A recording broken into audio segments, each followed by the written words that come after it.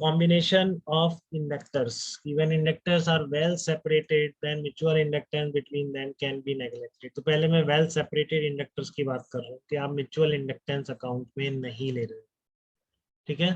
फिर मैं mutual inductance लेके भी बताऊंगा, ठीक है। तो फिर आप दोनों इक्विवेलेंट की जगह, दोनों इंडक्टर की जगह एल इक्विवेलेंट से रिप्लेस करोगे। तो कैसे करो? सीरीज कॉम्बिनेशन का मतलब इनके लिए वही है कि करंट दोनों इंडक्टर्स में सेम चल रहा है, ठीक है। तो आपको एक इस वर्ड का मतलब भी समझ आ गया कि आप कंफ्यूज हुआ सर ये क्या लिखा हुआ था म्यूचुअली सेपरेटेड। जब भी ऐसे लिखा हुआ है ना कि इंडक्टर्स आर म्यूचुअली सेपरेटेड, तो इसका मतलब आपको उनका म्यूचुअल इंडक्शन आप नेग्लेक्ट कर सकते हैं। म्यूचुअल इंडक्शन की वजह से कोई बैटरी आपको नहीं बनानी है। म्यूचुअली सेपरेटेड का मतलब यही होता है इंडक्टर्स, ठीक है। When inductors are well separated या mutually separated, then mutual inductance between them can be neglected. तो सीरीज कॉम्बिनेशन आपने लिखा, तो आपका इस दोनों की जगह एक सिंगल इंडक्टर आपको लगाना है। तो आप कैसे लगाएंगे?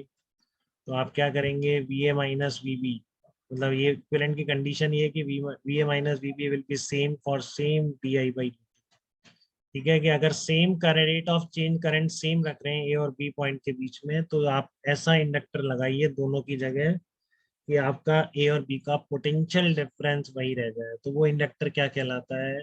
इक्विवेलेंट इंडक्टर कहलाता है, ठीक है। तो सेम आपका D I by D T same होना चाहिए। D I by D T same रखते हुए आपका V A minus V B same आना चाहिए। तो आपने पहले यहाँ से यहाँ तक केवीएल लिख दिया। वही तरीका हमेशा इक्विवेलेंट के लिए स्टैंडर्ड यही मेथड फॉलो करना है।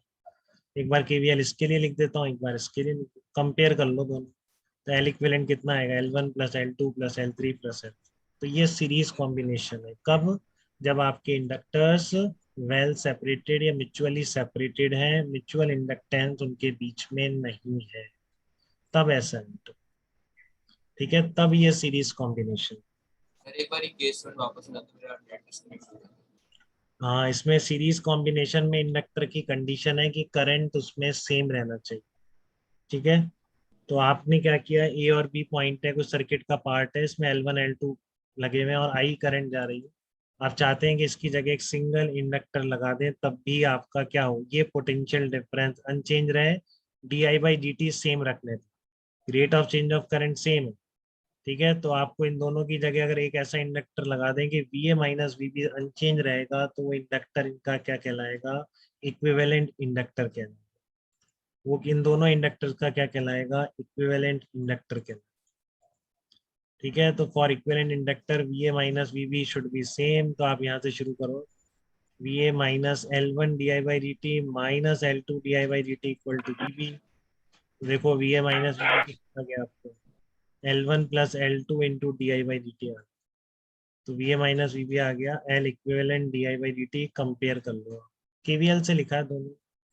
बयान क्लियर है? आपको डाउट तो नहीं बेटा इसमें कोई? अरे अयान फिर डिस्कनेक्ट हो गया। No sir. ओके बेटा, तो एल इक्विवेलेंट आ गया आपका, L1 plus L2 plus L3, ये सारा आपका एल इक्विवेलेंट आ जाएगा। इसे हम सीरीज कॉम्बिनेशन ऑफ इंडक्टर्स बोलते हैं। कब? जब दे आर वेल सेपरेटेड, ठीक है।